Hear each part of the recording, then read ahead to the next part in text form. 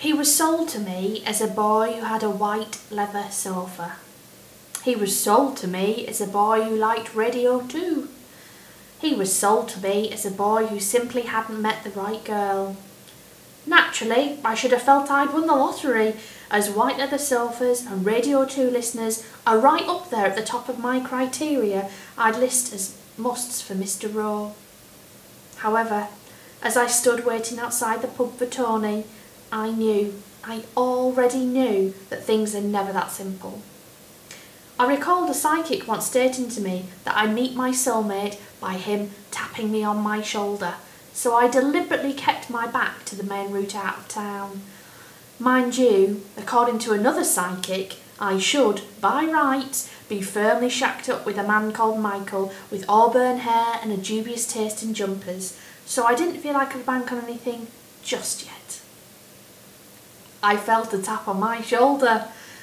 Brace yourself, this could be him, and in more ways than one. I turned round and immediately felt that all too familiar sinking sensation. It was him, but not him. The venue for our date had, rather unfortunately, been chosen by Tony, as my knowledge of Kendal night spots was limited to say the least. And I say unfortunately, as he'd chosen not a romantic cosy place, but his local, the Cock and Dolphin. As we walked through the doors of this spit and sawdust pub, I feared that there wasn't going to be just the two of us on this blind date, but 32, due to the chorus of, "Hiya Tony, who's that with you? You alright, Tone?" We sat and began the ritual of blind dating, the merry dance of him asking mind-numbing questions, me trying to make the answers as interesting as possible, all the while having to practically duck down to his eye level, which was now firmly planted at my chest. Thankfully, to break this tedious dance, it was pub quiz and bingo night. This would surely help pick up the pace. I'm weirdly competitive when it comes to pub quizzes, and although I can't recall the exact question, I do remember the answer to one particular question. Arthur Ashe, the tennis player. "It's Arthur Ashe," I confidently answered. "No, I don't think so," Tony replied. "Seriously, Tony, it's Arthur Ashe." I tried to be more forceful whilst trying to remain a polite and professional date. He wasn't convinced, but I secured my answer with the promise of buying the next round if I was wrong. It would turn out to be a wise move, as I was 100% right in my convictions. Tony went off to the loo, later telling me he'd been texting his mates, another dating ritual but one which should always remain unspoken. He was lucky. I couldn't even get a reception in the ladies. Whilst I was on my own, I had an ever-changing group of individuals come and visit, with various pro-Tony stories. It's a heart of gold, that one. "Oh, how's the blind date going?" And "We call him Ring, you know, as in tone." Thankfully, there was another activity on the horizon.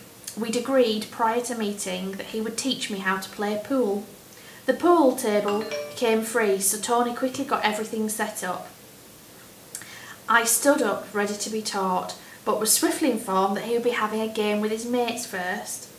I sat back down and waited my turn, trying not to look like I was desperately looking for an escape route. Finally, he told me it was my go. He seemed impressed with my natural ability to drive the cue into the table, off the table, pretty much everywhere beside the actual balls I was trying to aim for. Mind you, having been made to wait for 20 minutes on my own, to be fair, I was also unwittingly aiming for a different set of balls. After our game, I felt this was the perfect excuse for home time. "I'll walk you," offered Tony, who was now a very keen Tony. Inwardly, I groaned, once more seemingly having my own psychic abilities of what was going to happen next. Outside, I tried to flag down every available taxi, all of them ignoring my plight, all the while me trying to convince Tony I'd be fine on my own. My pleas fell on deaf ears.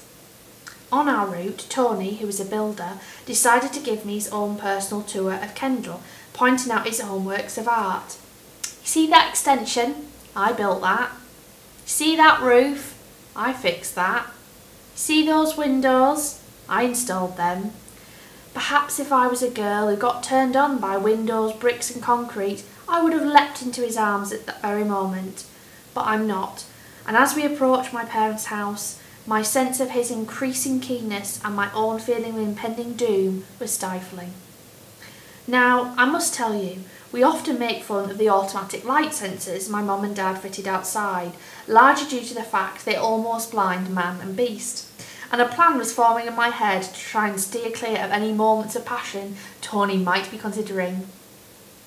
I slowed my pace just before our drive.